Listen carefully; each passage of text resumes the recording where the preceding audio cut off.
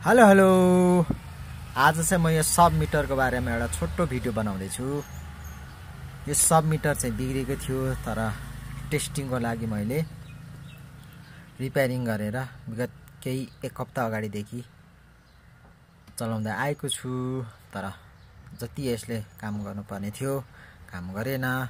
लगभग एक हप्ता भइसक्यो चलाएको, जम्मा एक अङ्क मात्रै आएको छ। त्यसैले गर्दाखेरि अब यो म पूर्ण रूपमा यसलाई म क्यान्सल गर्दैछु। टेस्टिङ गरिसकेको छु र यसको ठाउँमा मैले कस्टमरको लागि नयाँ किनेर पनि लगाइसकेको छु। र यो सब मिटर भनेको एकपटक किनेर युज गरेर बिग्रिएपछि यसलाई पुनः रिपेयरिङ गरेर चलाउन मिल्दैन। यो भनेको एकै पटक मात्र चलाउने हो। त्यसैले गर्दाखेरि म अब यसलाई क्यान्सल गर्दैछु।